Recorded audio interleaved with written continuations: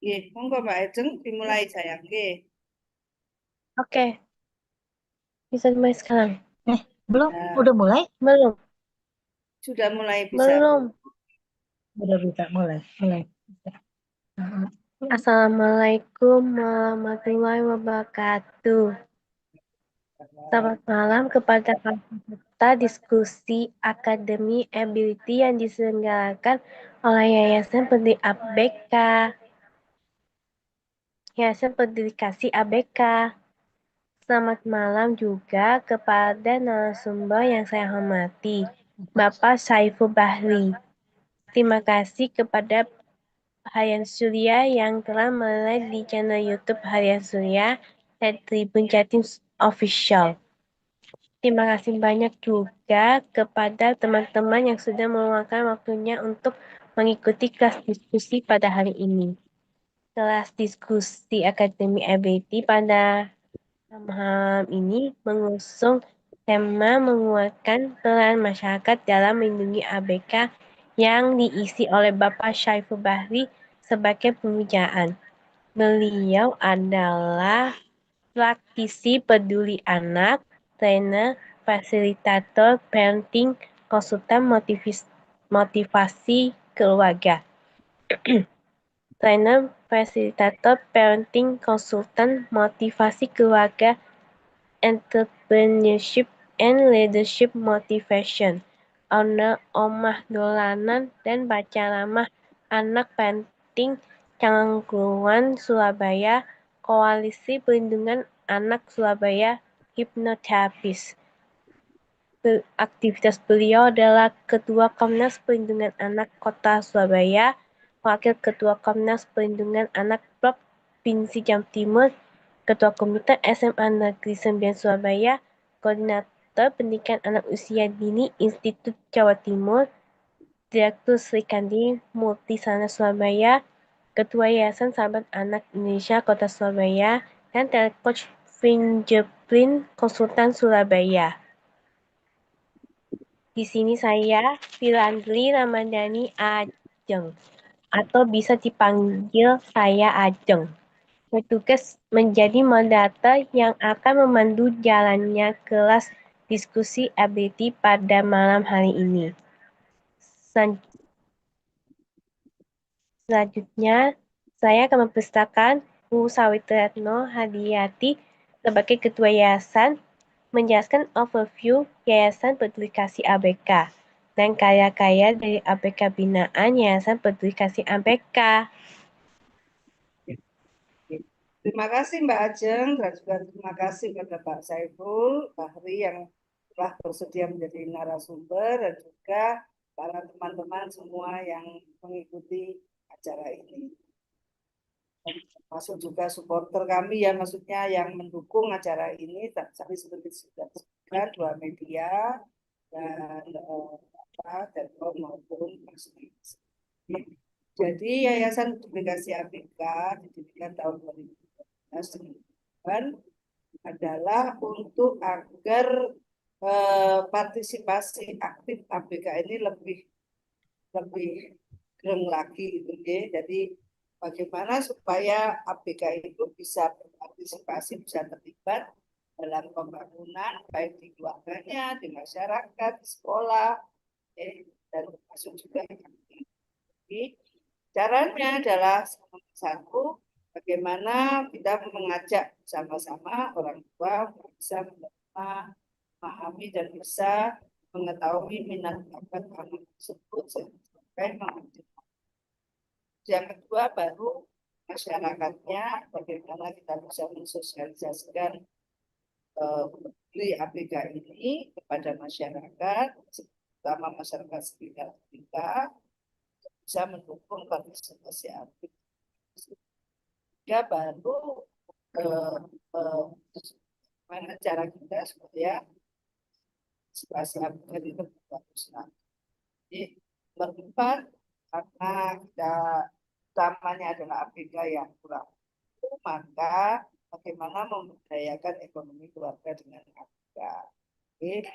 Secara kegiatan kami bisa dibagi dua kegiatannya, yaitu di dalam gedung dan di luar gedung.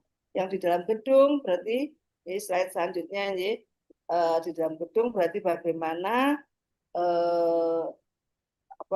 kita bikin kegiatan-kegiatan yang membuat orang tua ABK bisa mengetahui tentang parenting, bagaimana bisa mengasuh dan mengoptimalkan minat bakat ABK tadi atau potensinya. Terus kemudian tentang ABK-nya adalah bagaimana ABK itu bisa berfungsi atau bermanfaat atau berkarya, berkreasi dan sebagainya. Apapun kondisi dari anak tersebut. Kegiatan yang di luar gedung adalah kita melakukan rumah, kita melakukan pelatihan ya offline maupun kita melakukan gerakan-gerakan inklusi, diskusi dan sebagainya.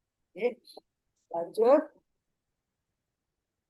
Ini adalah cara-cara kami agar ABK itu lebih banyak lagi terlibat dalam kegiatan-kegiatan di masyarakat maupun di keluarganya, maupun sekolah dan sebagainya dengan bantuan dari orang tua dan masyarakat sekitarnya. Yaitu kita mengadakan lomba-lomba, ya. Jadi lomba fotografi, lomba menulis, festival bersuara dan sebagainya. Termasuk yang sedang kita lakukan sekarang adalah festival kreativitas remaja berkebutuhan khusus, ya. Nah, ini nanti disampaikan pada koreografi pencaksilat dan UKM. Oke, lanjut.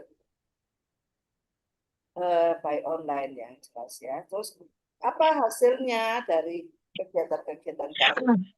Yaitu ada program buku. Bagaimana buku ini ada tiga jenis ya. Satu buku karya orang tua ABK, dua buku karya ABK-nya sendiri, tiga buku karya tim manajemen. Jadi kita ada buku karya tim manajemen yaitu bagaimana menjadi orang tua ABK yang berdaya. Oke. Ini silakan diapresiasi, harga bukunya 50.000 juga orang kos kirim dan ini merupakan bisnis sosial yayasan agar yayasan ini bisa sustain ya terus-menerus kegiatan. Lanjut. Ini adalah karya-karya dari ABK, jadi tergantung minat dan aktivitas dari ABK itu sendiri. Jadi kalau dia bisa menggunting, menjahit, dan melem seperti itu, atau mewarna, menggambar, dan sebagainya, ya kita arahkan sesuai dengan minatnya. Kita punya crafter seperti itu. Jadi terus kalau nggak bisa, tapi orang tua juga sendiri bingung ya. Jadi utamanya kita mengkaitkan dengan coret-coret ya, coret-coret atau melukis lah itu, karena coret-coret tiap anak itu adalah otentik ya, otentik dan asli dari anak tersebut ya, tidak ada duanya gitu ya. Jadi ini yang nanti akan bersama-sama dengan crafter maupun orang tuanya akan bisa mempercantik tapi tidak merusak dari lukisan atau coret-coret dari anak tersebut. Dan semua karya ini kita bekerja sama dengan seperti ini, contohnya adalah di Sangrila. Jadi kita sudah 4 tahun ini setiap Desember kita mengadakan Bukalapak. Selain juga di IPIS gitu ya. Tapi bedanya kalau di Sangrila kita menungguinnya, kalau di IPIS ya sudah kita letakkan di dekatnya resepsionis seperti itu, maupun di seminar-seminar atau pameran pasar yang lain. Oke, lanjut.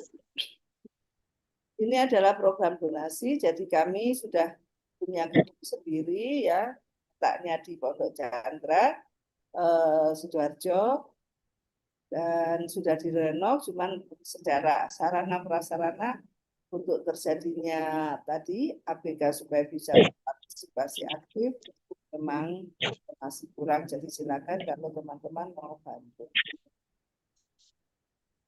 Terus ini adalah program kami bisnis sosial, jadi silakan. Ini bisnis sosialnya berupa kerjasama dengan DAI di NTT. Jadi untuk korban maupun untuk aktivo ya. Terus kalau ini ya bisa dilihat harganya lebih insya Allah lebih murah karena tidak terkait dengan ongkos transportnya. Hewan di sana, disembelih di sana, dibagikan di sana. Kalau akikoh dimasakkan di sana. Para pembelinya bisa melihat dari video maupun foto. Oke, lanjut.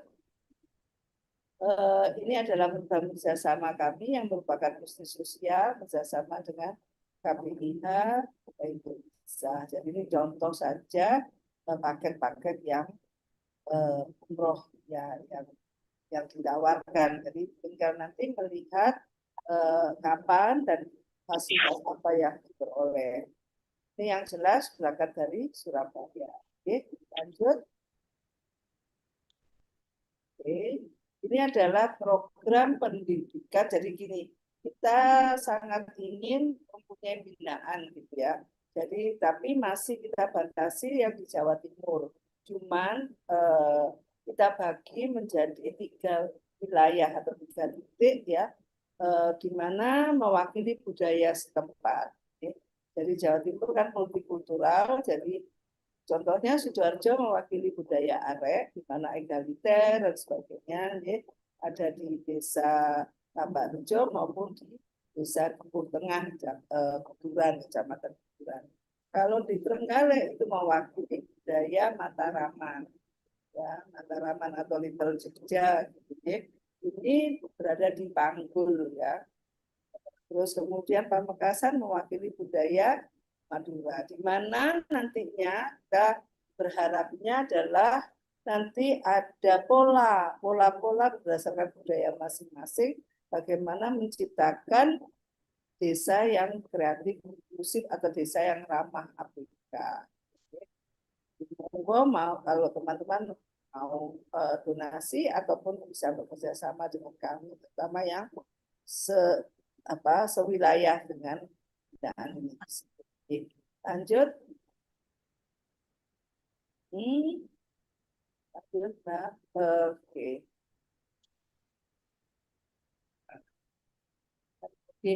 Ini adalah tadi seperti disebutkan kita ada lomba ya, salah satunya Festival Berani Bersuara. Jadi kami itu sangat ingin ABK itu bisa mengemukakan pikiran dan perasaannya melalui suara. Suara itu tidak mesti suara, bisa suara yang berisyarat atau bahasa isyarat ya, atau tulisan dan sebagainya. Jadi nantinya mereka bisa menjadi advokat buat diri maupun kaumnya. Kami juga tadi seperti tadi lomba kreativitas remaja berkebutuhan khusus. Jadi kami ingin anak-anak ini juga bisa bergerak melalui koreografi pencaksilat dan UKM. Jadi silakan untuk ada pengumumannya di IG @publikasi. Jadi lanjut.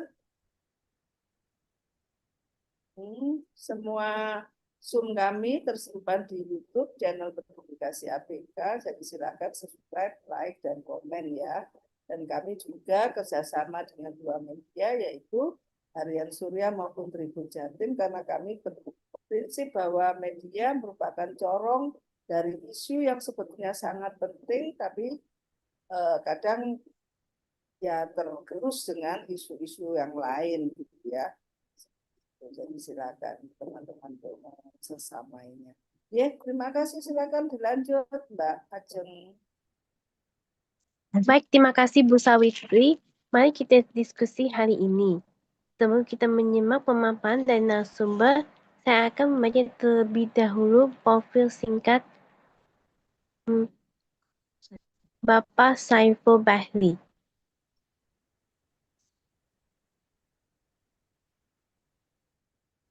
Mari kita sapa dahulu narasumber kita pada malam hari ini yang sangat luar biasa. Selamat malam, Bapak Saiful Bahri. Apa Selamat kabar? malam, Mbak Ajeng.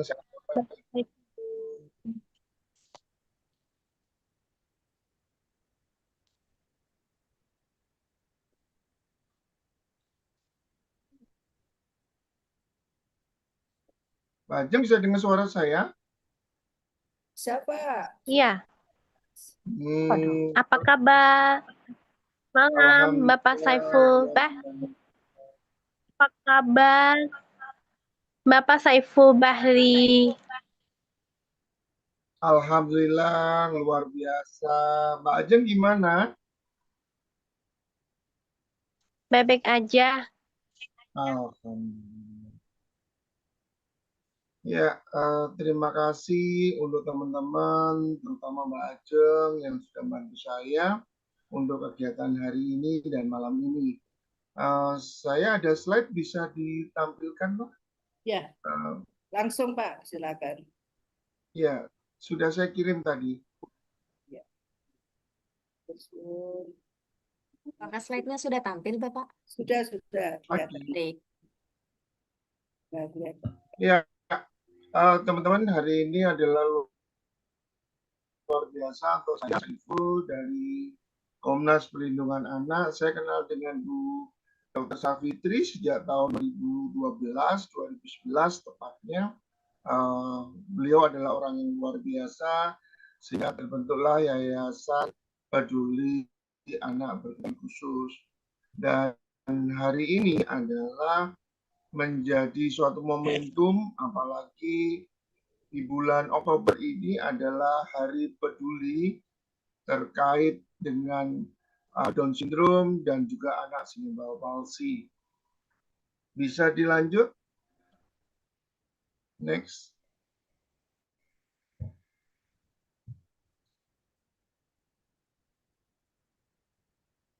Ya, dan hari ini pula tanggal 22 Oktober adalah Hari Santri. Kami mengucapkan selamat Hari Santri, selamat memperingati Hari Santri dengan tekad awal Indonesia bersama dengan orang tua yang luar biasa. Next, boleh? Dan next. Nah, ini adalah sesuatu yang luar biasa dihadapi anak-anak kita.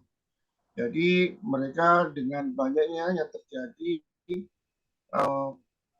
kenakalan, baik kenakalan sosial maupun yang sampai dengan dunia kriminal. Dan ini yang menjadi ketakutan kita, termasuk dengan anak-anak berkebutuhan khusus atau anak-anak spesial. Next.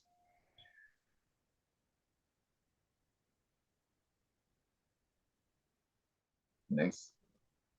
Nah, inilah yang dimaksud dengan dunia pendidikan. Sehingga apa yang kita hadapi, banyak sekali tantangan-tantangan yang muncul. Terutama bagaimana kita mendampingi anak-anak spesial. Karena di sini adalah kepentingan kita bahwa anak-anak baik terlindungi secara fisik maupun secara psikologinya. Next. Kita agak bercepat boleh ya. Nah, ini juga terjadi. Jadi ini ada yang jual diri, ini ada judi online yang terjadi, di media sosial juga terjadi. Di Surabaya kemarin juga ada beberapa yang menjadi kekhawatiran kami dari Komnas Perlindungan Anak. Karena anak-anak berkebutuhan khusus selain menjadi korban bullying, juga menjadi korban terkait dengan permasalahan-permasalahan sosial yang mengakibatkan adanya dampak yang luar biasa yang dialami. Next, boleh lanjut.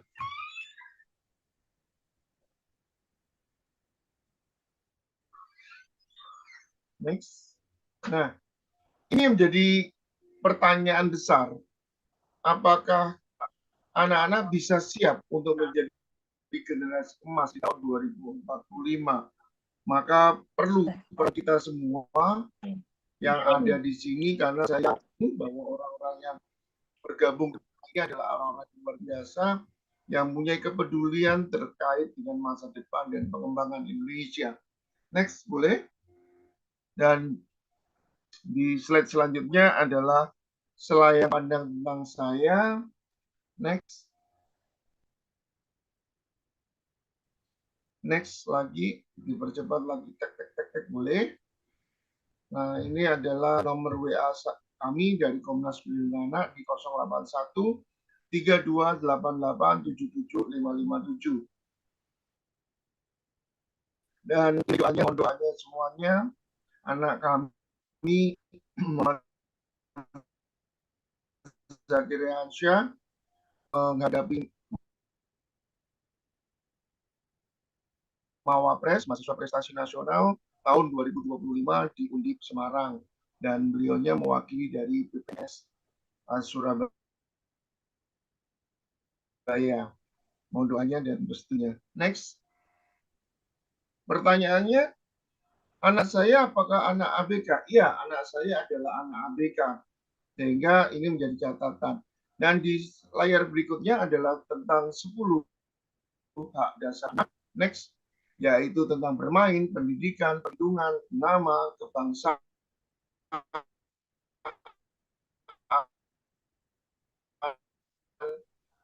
dan juga kesamaan peran dalam pembangunan. Sehingga kalau yang kemarin yang kita munculkan bahwa di Sidoarjo sudah ada undang-undang daerah terkait dengan perlindungan anak difabel. Sehingga kita berterima kasih untuk teman-teman yang ada di Sidoarjo yang sudah mewujudkan hal tersebut. Ini adalah hak dasar anak. Dan ini semua wajib kita sebagai orang tua, sebagai masyarakat, sebagai stakeholder atau pemerintah mencukupi hak-hak mereka. Lanjut, boleh? Dan ini menjadi di slide berikutnya. Next lagi. Ini adalah ada sebuah kalimat yang luar biasa dari Ali bin Abi Thalib radhiyallahu bahwa didiklah anakmu segar siap menghadapi zamannya, karena mereka kelak akan hidup di zaman yang berbeda dengan zaman. Bagaimana kita bisa mempersiapkan mereka? Yaitu salah satunya adalah dengan pengembangan persiapan mental. Tantangan kita menjadi orang tua dan guru, anak banyak tanya dengan adanya WhatsApp, terus adanya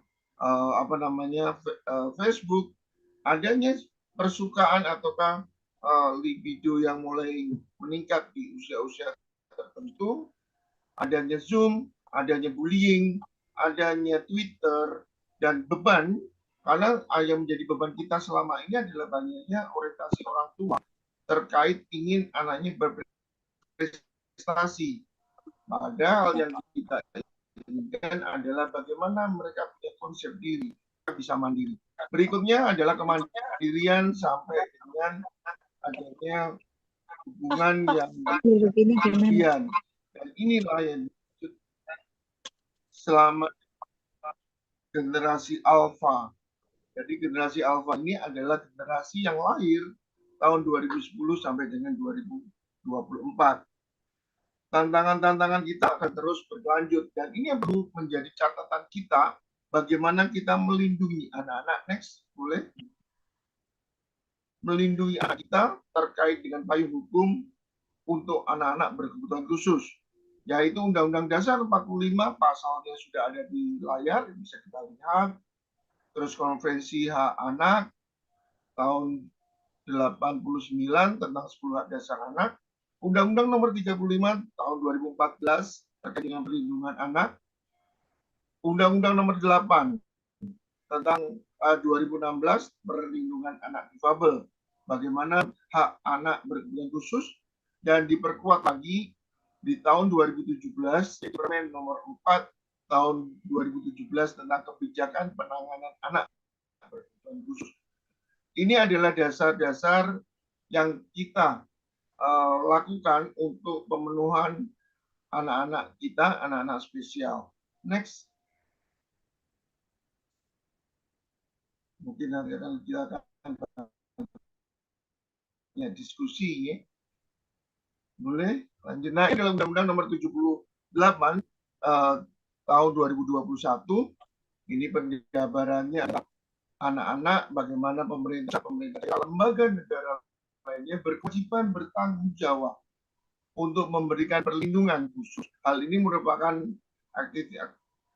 action yang bertujuan untuk memberikan rasa nyaman dan aman terhadap anak yang memerlukan perlindungan khusus sehingga mencegah terjadinya pelanggaran hak-hak dasar anak. Di 10 yang kami ambil resume. Silakan berikutnya.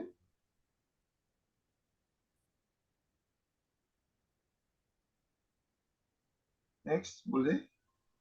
Selanjutnya adalah bagaimana upaya kami dari Komnas Perlindungan Anak terkait dengan anak berkebutuhan khusus. Kami memerlukan MOU dengan Kepolisian Republik Indonesia yang pada waktu itu ditandatangani oleh almarhum Opung Aris Padika Sirait selaku Ketua Umum Komisi Nasional Perlindungan Anak.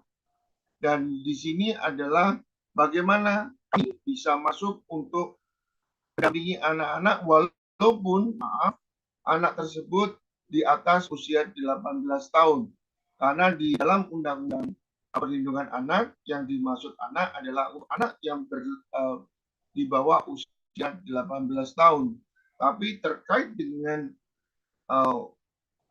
anak berkebutuhan khusus, ada perlakuan khusus sesuai dengan kemampuan dan kapasitasnya. Next, boleh. Ini selanjutnya adalah bagaimana peran orang tua dalam pendampingan. Yang pertama adalah orang tua bersikap terbuka. Karena banyak sekali orang tua yang menutup anaknya untuk tidak mendapatkan haknya, termasuk tentang hak dalam pendidikan. Berikutnya adalah mengenali potensi anak. Bagaimana kita sebagai orang tua bisa mengetahui dan mengembangkan karakter selaku potensi anak. Sehingga kemandirian anak, seperti yang tadi disebutkan oleh Dr. Savitri, terkait dengan visi dan misi dari yayasan.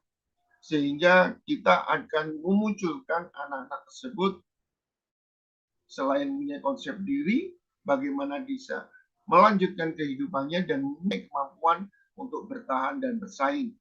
Apalagi kalau di Kota Surabaya ada program baru yang tadi saya sempat obrolkan dengan Dr. Savitri, yaitu terkait Pancasila. Dari 4 pilar, selain dari lingkungan, ya ada juga kemasyarakatan, yang ketiga adalah ekonomi, yang keempat adalah sosial budaya. Sehingga anak tersebut memiliki kemampuan untuk bisa menjadi entrepreneur untuk dirinya mereka sendiri. Adanya melatih kemandirian, bagaimana mereka dibuat mampu dan bisa berdaya saing. Sebelumnya Mbak, jangan dulu pentingnya pendampingan selaku orang tua serta sosialisasi dengan lingkungan. Yang kelima ini yang penting, bagaimana orang tua di sekitar masyarakat, baik itu dari lingkungan RT, RW, maupun kecamatan, sampai ke wali kota ataupun bupati, perlu untuk mendapatkan sosialisasi yang benar terkait dengan anak berkebutuhan khusus. Mereka tidak perlu dispesialkan, tapi mereka berikan mereka kesempatan. Bukan perlu untuk dikasihani, tapi kasihlah hati untuk mereka bisa maju. Next. Dan ini ada 8 poin yang perlu disiapkan orang tua anak berkebutuhan khusus. Yang pertama adalah pengetahuan persiapan menjadi orang tua. Karena banyak sekali orang tua yang belum mau menerima keadaan anaknya. Dan ini perlu peran seorang ayah dan ibu. Memahami peran sebagai orang tua anak berkebutuhan khusus, memahami konsep diri orang tua anak berkebutuhan khusus. Yang paling penting adalah melibatkan peran ayah. Kalau kita fatherless ini diperlukan bagaimana konsep hal-hal untuk mereka bisa mempunyai kepercayaan diri, perlindungan dan merasa terlindungi. Mendorong tumbuh kembang anak, menjaga anak dari pengaruh media, ini yang paling banyak. Jadi menjaga kesehatan reproduksi balita, karena anak berkebutuhan khusus tidak mendapatkan hal ini.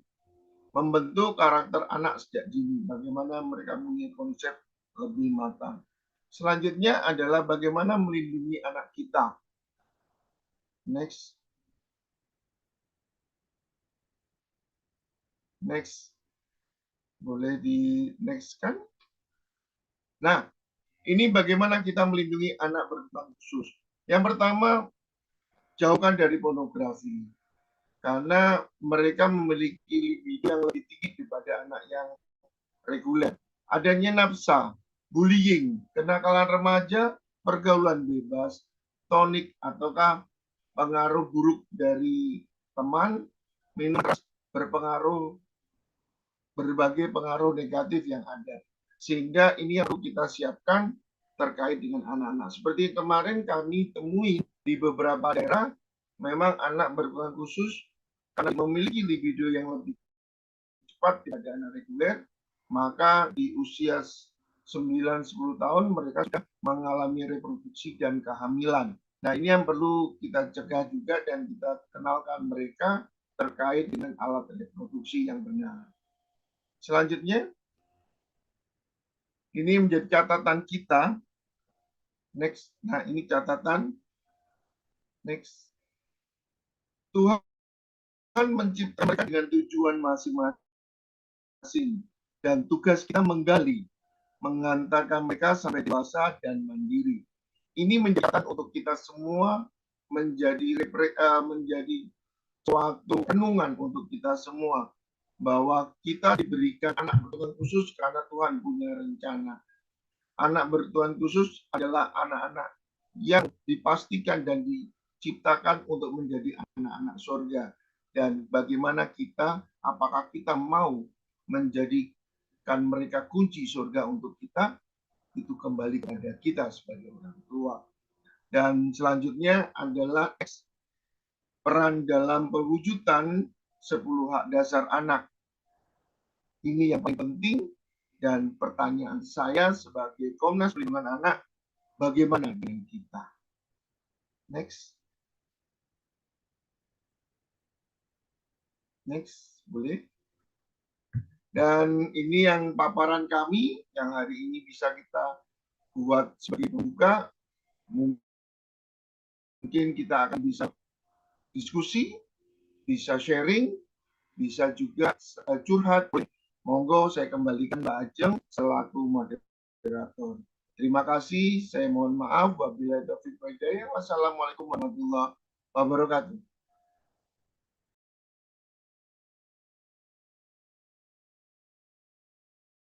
Pak Ajeng belum di kan? Halo Mbak Ajeng. Oke. Terima kasih Bapak Saiful Bahri atas pemaparan yang begitu luar biasa dan tentunya sangat bermanfaat sekali, juga dapat menambah pengetahuan kita semua ya.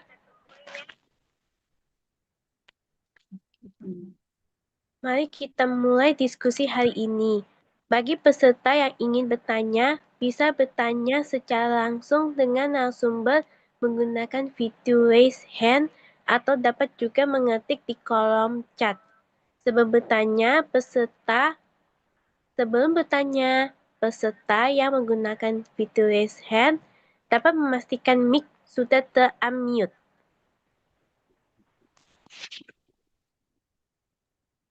Saya Oh ya, itu persilakan. ada Mbak Mira Dian, itu adalah salah satu pengurus dari Komnas, yang beliau adalah spesialisnya untuk anak-anak berkebutuhan khusus. Selamat datang Mbak Mira. Terima kasih Pak Saiful.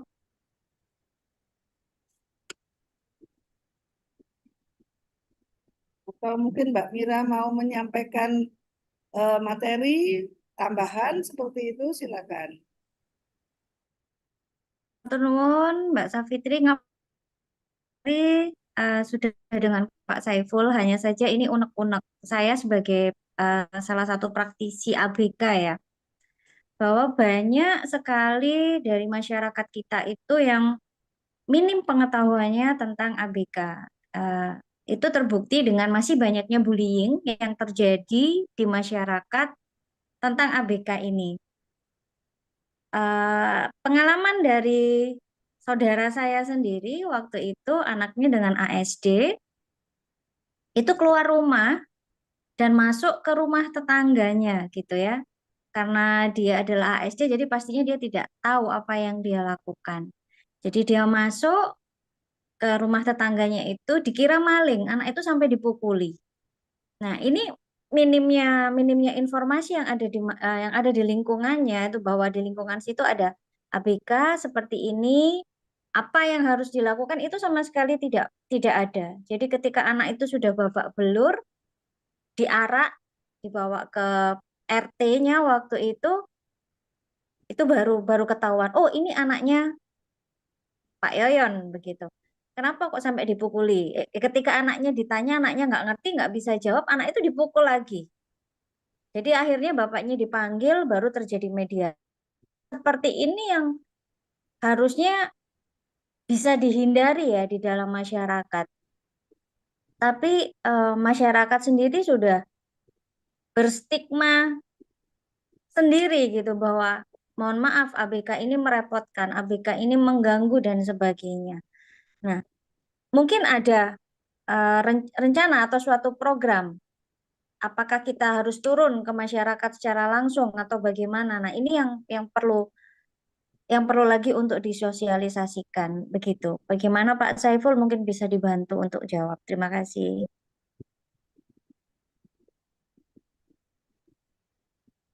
Ya, Mbak Mira,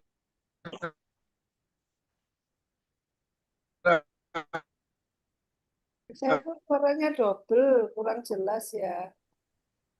ini menjadi suatu catatan ya. Jadi ini kota kabupaten ada yang namanya kader KSA, atau kalau di Surabaya kader KSA ya, kader Surabaya hebat. Dan di sini adalah tugasnya untuk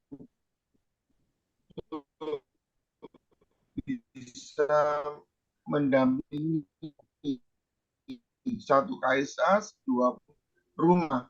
Nah, ya gabungan dari hampir 30 praktisi yang ada terkait dengan anak, sehingga kami memiliki wilayah-wilayah tertentu. Pertanyaan tadi, bagaimana caranya? Kita akan bersurat begitu lebih detail untuk bisa melakukan audiensi tentang pengenalan dan penjabaran tentang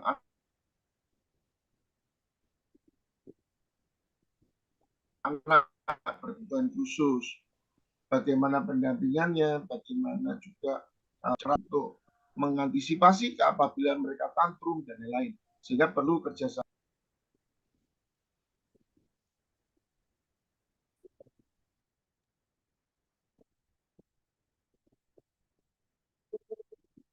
Terlempar ya sepertinya Pak ini, Pak Saiful Bahri.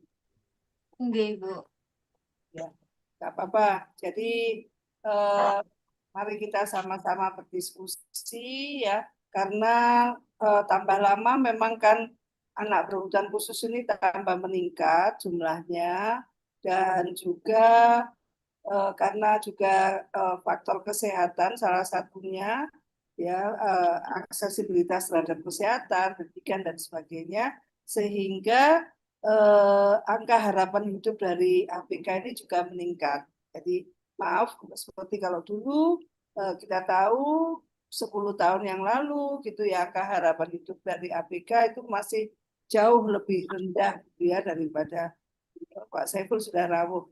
Pak Linggi silakan. Jadi intinya memang informasi terkait dengan ABK itu perlu digalakkan. Di Pak Saiful monggo ditambahkan tadi, ada yang masih kurang. Silakan. Iya, saya lanjut, memang benar bahwa sosialisasi ini memang perlu terus digaungkan, dan salah satunya adalah dengan kegiatan yang dilakukan di malam ini. Dan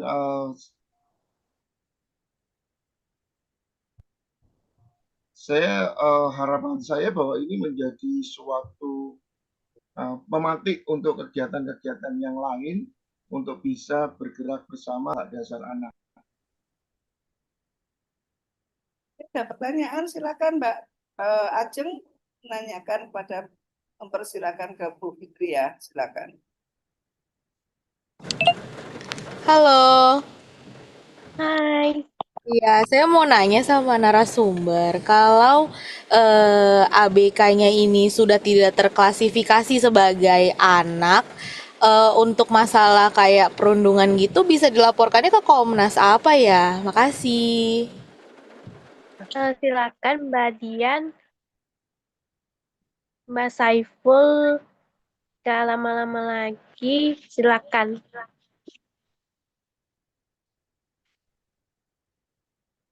Karena Waktu itu buat mungkin saya memang. namanya Oke, anak. jadi Pak Saiful ya, Bahri. iya silakan Ibu. Beliau menanyakan Pak, kalau sudah mungkin dalam pemikiran saya karena umurnya mungkin sudah lebih dari 18 ya, tapi kan bisa jadi usia mentalnya masih kurang dari 18. Terus seumpama terjadi perundungan Oke, seksual itu lapornya kemana, Pak? siap. Bisa langsung kami di Komnas Perlindungan Anak karena Mbak Mira juga mendampingi kemarin adalah anak usia 25 tahun Sidoarjo yang menjadi korban pelecehan dan pencabulan oleh orang yang apa ya istilahnya harusnya melindungi karena tetangga dan itu kita bisa dampingi untuk itu dan alhamdulillah kemarin diputus 8 tahun ya Mbak ya. Ya Mbak Mira. Suaranya Bisa, belum. silakan Komnas Perlindungan Anak. Ya, 7,5 tahun, Pak. Oh, 7,5 tahun. Ya. Nah ini kan juga jadi mau dinikahi dan lain-lain ya, tapi kami tetap kekeh untuk perlindungan anak tersebut. Jadi silakan lapor ke kami di Komnas Perlindungan Anak. Dimanapun di Jawa Timur kami ada sekitar hampir 21 cabang kami yang ada di Jawa Timur. Silakan. Kalau gitu belum semua kabupaten kota di Jawa Timur Begitu, Bu. ada Komnas Anaknya ya Pak ya? Ada. Jadi kami masih yang aktif, Halo kita ada Pak 21. Saiful. Iya. Sinyalnya saya jelek di sini Bun. Ada Bun, monggo catat nomor kami biar nanti bisa WA, nanti dibantu oleh Mbak Mira, monggo Mbak Mira bisa bantu kalau saya ngelek nggak stabil. Begitu. Kalau seumpama nggak ada percabangan dari Komnas Anak, ini kalau ada kasus seperti itu, kemana warga itu akan melaporkan atau minta perlindungan gitu Pak?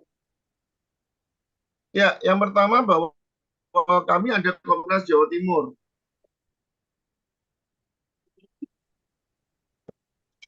Masih freezing ini kayak. Komnas Jawa Timur itu dan saya wakil ketuanya. Nah, nanti kita bisa bergerak. Jadi kalau tidak terjadi ada di tempat itu aktif, kami akan terus bergerak dan kami akan menurunkan tim yang terdekat dari kota tersebut. Begitu. Ke dinasnya dinas P3A gitu nggih Pak? Seumpama Komnasnya nggak ada gitu, apakah kami ke warga itu ke Kalau Komnas? kami ada Komnas Jawa Timur, Bun. Jadi nanti biar kami dikoordinasi oleh Komnas Jawa Timur untuk kami bisa terjun ke bawah. Nah, kami akan meminta bantuan dari Polsek terkait dengan unit PPA nanti untuk mendampingi, termasuk untuk masalah psikologi seperti itu. Jadi kita ada psikologinya, ada ada juga lawyer yang untuk mendampingi kasus-kasus tersebut. Mungkin Mbak Mira bisa bercerita lebih detail, Mbak. Monggo. Ya, terima kasih. Pada saat pendampingan yang tadi seperti disebutkan oleh Pak Saiful, setelah laporan itu masuk ke kami, ke Komnas, kami pergi ke unit PPA di Polres waktu itu, dan kemudian di sana dilakukan penyidikan, visum, dan segala macamnya, hingga akhirnya sampai ke proses persidangan ya.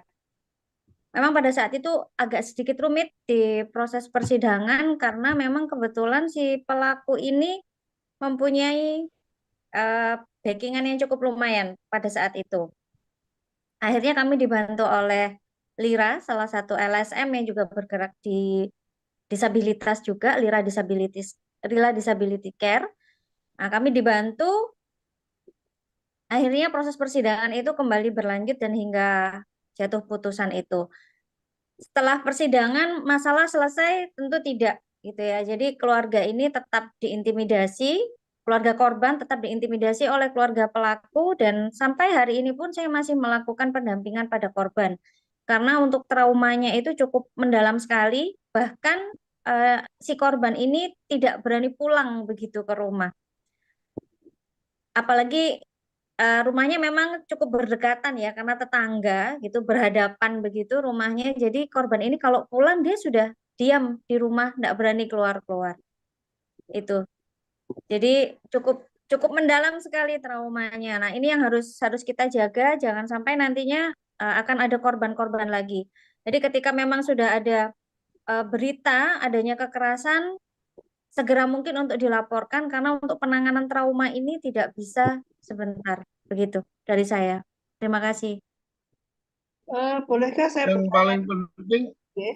paling penting adalah satu, ajarkan anak untuk berani berbicara, untuk anak berani bersuara, untuk anak berani bercerita. Ini yang paling penting. Nah, nanti apakah pengembangannya luas sekali karena terkait seperti yang kemarin ada anak autism yang untuk meminta sesuatu ke orang tuanya, dia mengambil barang tersebut. Nah, tapi dari pihak toko ataukah dari store bahwa menganggap itu menjadi salah satu pasal pencurian. Ini juga menjadi suatu catatan bagaimana untuk kita bisa melakukan sesuatu yang lebih baik terkait pendampingan dan perlindungan anak-anak berkebutuhan khusus. Begitu.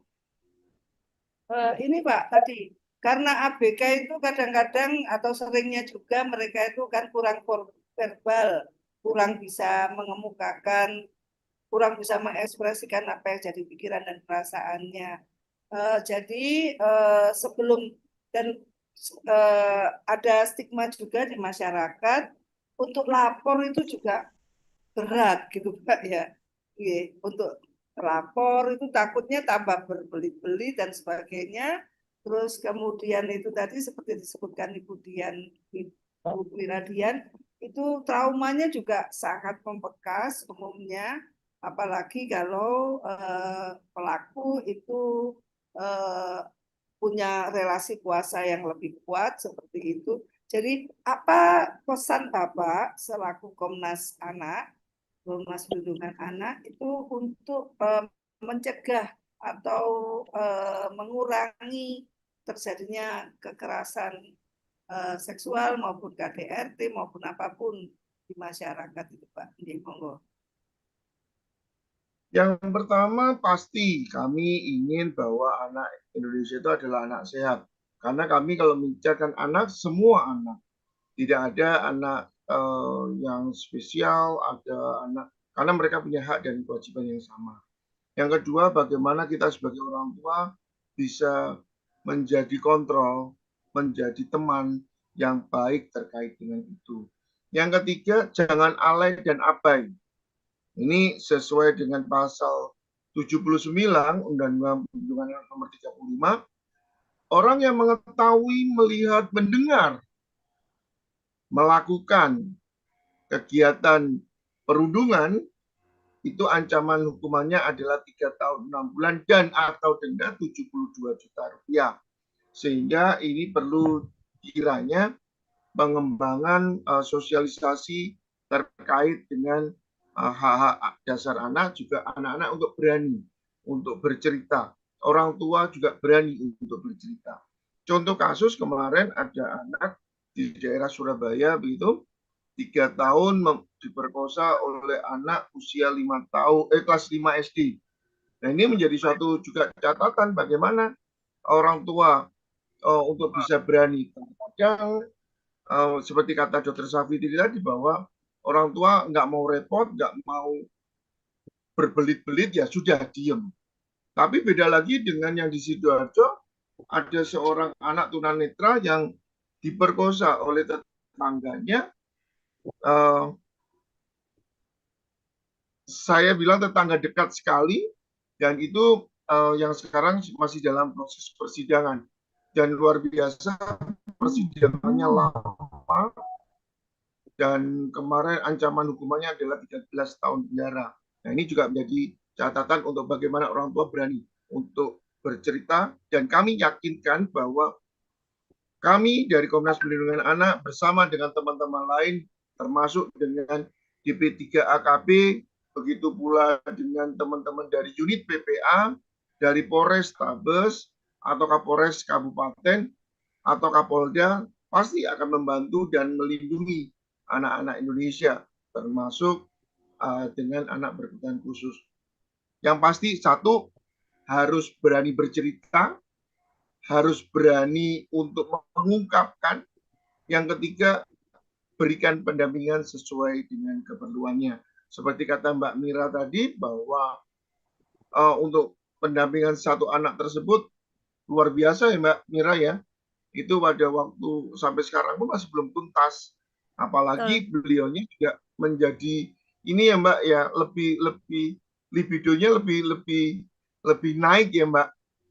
Ya, betul. Setelah kejadian itu, korban itu malah cenderung lebih senang lihat video porno dibandingkan sebelumnya. Nah, ini juga jadi PR baru lagi buat kita bahwa menjaga apa ya, kayak mohon maaf ya, dia memang untuk pendidikannya juga kurang ya, dari keluarganya juga kurang informasi. Jadi mereka tidak tahu apa itu yang namanya aplikasi family link gitu. Jadi handphone itu ya sudah lost gitu. Ketika kita informasikan begini begitu, ya handphone cuma diambil 1-2 hari saja kemudian dikembalikan. Yang terakhir HP-nya sempat saya ambil, saya sita, saya bawa dalam jangka waktu yang cukup lama juga. Karena memang sudah sangat meresahkan ya dia ya. Jadi akhirnya dia jadi apa ya, bahasa Jawanya itu endel gitu. Jadi kalau ada orang laki di luar gitu, dia tuh jadi agak sedikit-sedikit bergaya. Nah, ini PR lagi buat kita. Bagaimana cara kita untuk bisa menyampaikan ke dia, memberikan pengertian ke dia, keluarganya, dan orang-orang yang berada di sekitarnya dia. Itu, Pak. Mungkin saya bisa menambahkan tadi pernyataan seperti bahwa anak berkebutuhan khusus libidonya lebih meningkat daripada anak reguler, itu mungkin salah satu sebabnya adalah karena mungkin sudah selesai sekolahnya atau sudah tidak Yang sekolah lebih seperti itu. Oke. memprihatinkan, beliau juga anak yatim ya Mbak. Oke, silakan lanjut. Ini ada Mas Dimas. Assalamualaikum warahmatullahi wabarakatuh. Iya, selamat malam Bapak Ibu, Bapak Saiful, khususnya dari Komnas Anak Surabaya. Saya mau minta informasi apakah di Jakarta Selatan ataupun DKI ada cabang Komnas Anak untuk anak berkebutuhan khusus.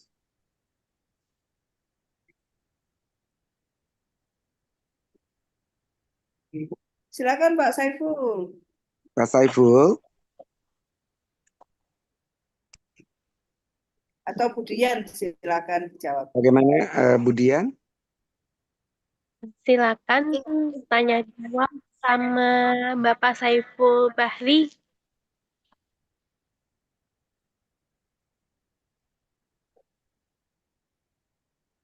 Mungkin Budian silakan menjawabnya. Ya. Saya bantu jawab. Tadi di Jakarta Selatan ya, Pak ya? Jakarta Selatan ataupun DKI, tapi paling tidak Jakarta Selatan boleh. Ya, ada Karena Pak, saya tinggal di Jakarta. untuk Komnas Perlindungan Anak sudah ada untuk di Jakarta. Di kolom chat Pak Saiful sudah menyertakan nomor teleponnya, jadi nanti Bapak bisa menghubungi beliau untuk mendapatkan kontak dari teman-teman yang ada di Jakarta, begitu Pak. Itu Komnas HAM untuk anak berkebutuhan khusus ya Bu. Iya, Komnas Perlindungan Anak, Pak. Nanti kami akan mendampingi untuk anak-anak berkebutuhan khusus juga. Nah, baik, terima kasih. Selanjutnya boleh saya Sama-sama, Pak. pertanyaan lagi. Adik kami ini kan usianya sudah sangat-sangat dewasa karena lebih dari usia 50 tahun ya. Lebih di atas 55 tahun ya. Jadi ada saat-saat tertentu yang dia tertarik dengan lawan jenis atau apa. Kadang kami agak kesulitan dalam mengatur perilakunya untuk takut apa namanya disalah tanggapi bahwa keramahannya dia kepada orang lain yaitu dianggap sebagai dari pihak anak ini yang mengundang. Nah ini kan saya jadi repot ya. Jadi kadang-kadang saya melarang atau kakak saya melarang adik saya keluar ke rumah atau keluar untuk ngobrol dengan orang lain gitu kan. Ya karena kami takut dia jadi genit. Padahal sebetulnya setelah saya perhatikan sebetulnya belum tentu adik saya yang genit. Tapi dia berusaha untuk ramah, dia berusaha untuk bisa berkomunikasi dengan masyarakat lain sekitarnya. Tetapi ya itu tadi, kalau mendengar dari berita-berita di tempat lain, ada yang diperkosa dan sebagainya, itu kan juga saya juga agak bingung ya sebenarnya ini salah anak yang berkebutuhan khusus atau bukan. Itu lalu bagaimana perlindungannya kan gitu dan bagaimana kami keluarganya menghadapi itu gitu. Silakan. Ya, maaf ini agak terputus-putus, nggak tahu sinyal saya jelek banget tempat saya. Pak Dimas, untuk yang Bapak di Jakarta di mana Bapak? Saya di Jakarta Selatan. Bapak bisa dengar suara saya? Saya cukup Jakarta mendengar Selatan. dengan jelas, Bapak. Silakan Iya. nanti Bapak bisa berkonsultasi di Jakarta di TB Simatupang, Bapak. Jalan TB Simatupang, Bapak bisa konsultasi dari tim. Jadi kami, alhamdulillah puji Tuhan, kami bisa bergerak bersama. Dan untuk Ketua Jakarta dipimpin oleh Ibu Kurnia Agatha atau yang kita kenal Sarah di Sidul Anak Sekolahan, Bapak. Oh, baik. Kurnia Agatha ya. Saya cukup saya mengenalnya beliau. Siap. Ya, oke. Apakah Jadi nanti di sana termasuk juga ya, apa menjadi keresahan Bapak bisa bergerak. baik. Lalu kalau mengenai pendampingan bagaimana mengajari atau mendampingi anak yang berkebutuhan khusus seperti ini kan gitu ya. Senusantara ini jejaringnya lumayan biasa kuat, Bapak, seperti itu. Baik. Ya, terima kasih Pak Saiful. Walaupun saya mendengarnya terputus-putus, tapi saya dapat menangkap beberapa informasi yang disampaikan. Terima kasih. Assalamualaikum warahmatullahi wabarakatuh. Ya. Saya ingin menambahkan, Pak, untuk tadi yang kekhawatiran Bapak bahwa adiknya nanti dianggap genit dan sebagainya. Memang untuk anak berkebutuhan khusus, terutama kalau sudah dewasa itu kan karena dia mungkin tidak ada kegiatan gitu, nggih, Pak. Jadi bukan karena libidonya lebih tinggi, tapi karena dia tidak ada kegiatan yang bermakna buatnya, sehingga kadang akhirnya dia main handphone seperti tadi yang salah satu disampaikan oleh Bu Miradian tadi. Jadi Ibu, saya akan menyampaikan kondisi adik saya. Adik saya tidak menggunakan handphone. Oh, ya. nggih. Terkait dengan handphone, adik kami pun saat ini sudah kurang lebih hampir 1 tahun diikutsertakan oleh kakak saya untuk kegiatan merajut Oh, di Blok siap. M Plaza. Oke. Ya, jadi bukan tidak ada kegiatan yang bermanfaat dirinya untuk kemandiriannya. Akan tetapi, sayangnya adik saya ini tidak sesuai dengan usianya, maka dia eh, ya jauh daripada anak-anak seusianya. Betulnya adik saya sudah dekat 58, saya sendiri sudah 60 lebih, Bu. Ya, Ya. ya. Jadi di sini saya dan kak saya juga khawatir gitu ya, karena kadang-kadang kami bergantian menjaganya, terutama dan keseharian ini kakak perempuan saya yang setiap hari menemani di rumah. Tapi kalau harus pergi, nah, ya, tidak semua kegiatannya bisa juga dihadiri karena baik kakak ataupun saya kadang saya dibilang jangan bawa adik lo yang kurang itu ya kan gitu ya. Saya sudah tidak lagi tersinggung untuk hal tersebut. Saya bisa memahami Siap. ya. Tapi ini sebenarnya tugas kita dari orang yang kami sebagai manusia yang mempunyai kelengkapan anggota tubuh, ya kan? Kita bagaimana mempersiapkan anak-anak kebutuhan khusus ini bisa mandiri di kemudian hari atau dalam kesehariannya. Itu saja sih, mencegah dianggap dia yang apa namanya menarik orang lain untuk melakukan tindakan tidak terpuji atau tercela. Terima kasih, Bu.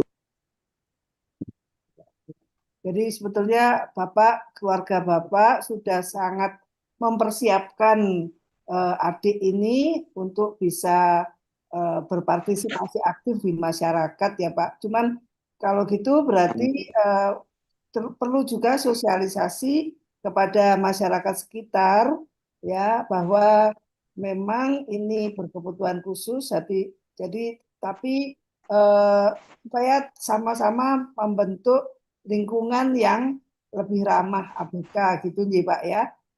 Seperti itu Pak yang Bapak harapkan. Itu. Ya, oke. Oke, Ya, Assalamualaikum. siap. Oke.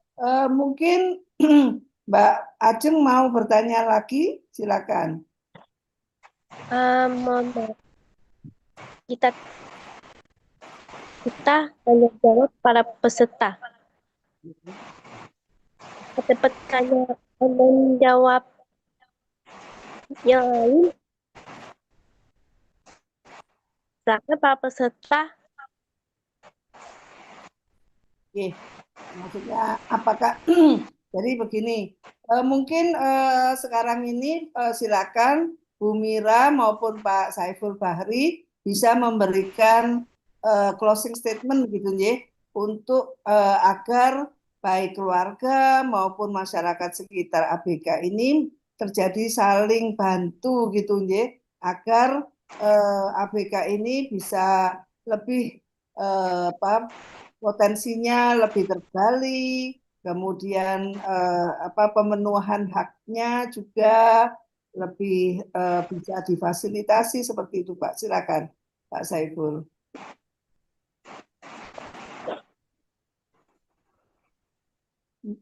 Pak Saiful kayaknya terpental ya. Atau Bu Miradian bisa melanjutkan juga sama terpental kok. Ya, Bu Miradian silakan. Ya, baik. Terima kasih, Bu Safitri. yang harus kita lakukan untuk saat ini memang kita harus banyak melakukan banyak koordinasi ya dengan berbagai pihak. Untuk yang paling rendah sendiri kita harus melakukan organisasi kepada RT setempat terutama.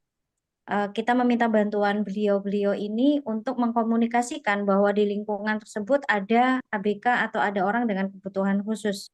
Jadi agar masyarakat di sekeliling wilayah tempat tinggal eh, teman-teman dengan kebutuhan khusus ini bisa ngeh gitu ya. Oh iya, ini ada kebutuhan wargaku yang spesial dan ini dikomunikasikan dengan warga sekitar untuk minta untuk saling menjaga. Menjaga dari apa? Dari bullying, mungkin bisa juga dengan tindakan pemerkosaan dan sebagainya. Ini kita sama-sama menjaga. Ketika memang ada sesuatu yang mencurigakan atau ada yang mengganggu, gitu ya. Ini warga sudah aware dulu seperti itu. Nanti mungkin bisa dikomunikasikan juga sampai dengan ke kelurahan, kecamatan begitu. Jadi kita kita harus saling melindungi begitu. Nah, kemudian dari untuk pihak keluarga sendiri, dari keluarga Pak Dimas tadi ya sudah keren sekali gitu memberikan kesibukan dengan merajut ya tadi ya. Betul. Nah, Sebelumnya di masa-masanya dan di 35 atas disekolahkan oleh ibu saya sejak kecil sampai ikut bisa diterima di asrama.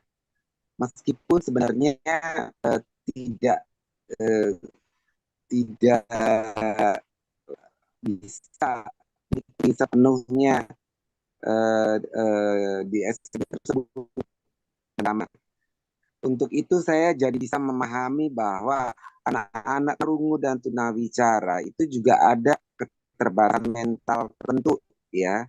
Jadi saya tidak menyatakan itu sebagai disabilitas retardasi mental karena saya bukan hak saya untuk apa namanya menilai, memberikan penilaian. Tetapi dari pengamatan saya bertahun-tahun, ternyata anak-anak yang mengalami kecacatan tunarungu dan tunawicara itu perkembangan psikologisnya itu memang agak berkurang daripada umumnya ya. Nah, ini kan DPR sendiri lagi dan tidak memiliki kemampuan edukasi formalnya kan begitu ya Bu gitu. Jadi ya kadang-kadang hanya bisa untuk melarang, oh jangan ini atau di joil gitu ya, ayo ke sini gitu. Tapi saya agak kalau saya keseringan jawil dia kayak terisolasi untuk bersosialisasi kan, gitu. Karena dia juga punya hak untuk bergabung. Contoh soal di belakang rumah saya ada kafe sunyi, di mana para staf pekerjanya itu adalah tunarungu dan tunawicara yang dapat bekerja. Saya dan kakak saya sangat berarti adik saya ini tidak sempat tahu ke situ karena ke situ nanti dia main ke sana dia pikir sama kan kita itu kan saya peran saya sendiri harus beraktivitas menggunakan aktualisasi saya berprofesi sebagai perancang busana itu juga sebagai pendidik mengajarkan bidang fashion. Saya juga membantu mereka yang berkebutuhan khusus dengan menyulam jahit. Tapi memang beda sekali dengan anak yang sudah tunarungu, tunawicara. Ini secara mentalnya saya lebih rendah lagi, lebih kurang lagi, mohon maaf. Gitu. Terima kasih Bu Mira, Bu Mira Dian, dan Ibu Sari, dan Pak. ya, sama-sama Pak Dimas. Tetap semangat untuk mendampingi, jangan pernah lelah. Ya, kita harus betul-betul mendampingi mereka karena memang butuh effort yang luar biasa sekali ya. Intinya tetap semangat dan jangan pernah lelah. Keren sekali Pak Dimas. Yang kami kan ini saya warisan dari orang tua saya, kan orang tua saya selalu berpikir bahwa pada waktu orang tua saya akan ya ada yang difikirkan itu bagaimana nanti lanjutannya nih, kan begitu ya Mbak, gitu ya. Ternyata setelah kami dewasa, kami merasakan hal yang dirasakan oleh kedua orang tua saya. Bagaimana kita bisa membekali mereka, bisa memandirikan mereka, karena ini bukan kecacatan yang hanya cuma satu atau dua. Kan kalau ada tambahan lagi kan jadi sebetulnya ada 3 ya, dan itu nggak gampang ya, gitu loh. Terima kasih. Sama-sama, Pak Dimas. Kita saatnya di penghujung acara. Para peserta sekalian, kami sangat berterima kasih atas partisipasinya di acara webinar ini.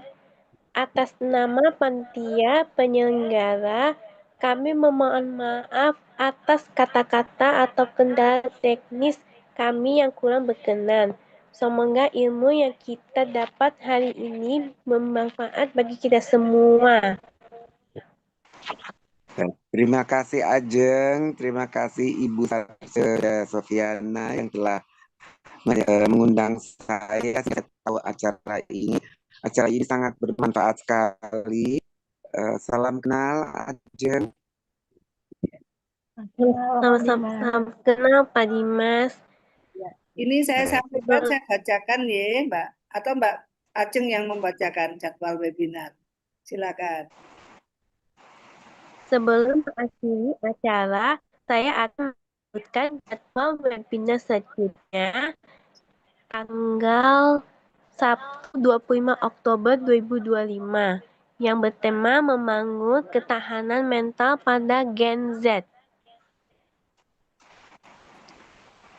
Dengan narasumber Profesor Dr. Margarita M. Malamis, Dokter Psikolog, Guru Besar Fakultas Kedokteran Universitas Airlangga Surabaya. Sampai ketemu di webinar Akademi Ability selanjutnya ya. Saya Filandri Ramadhani, selaku moderator, izin undur diri. Wassalamualaikum warahmatullahi wabarakatuh. Salam. Terima kasih Pak Waalaikumsalam Ajeng. warahmatullahi Terima kasih wabarakatuh. Pak Ajeng. Alhamdulillah, matur suwun Bu Alhamdulillah. Mega. Matur nuwun Sama-sama. Bapak Ibu sekalian, sugeng dalu.